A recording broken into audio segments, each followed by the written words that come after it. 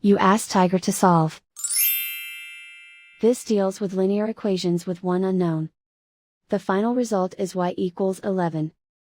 Let's solve it step by step. Group all y terms on the left side of the equation. Subtract y from both sides. Group like terms. Simplify the arithmetic. Group like terms. Simplify the arithmetic. Group all constants on the right side of the equation. Add 9 to both sides. Simplify the arithmetic.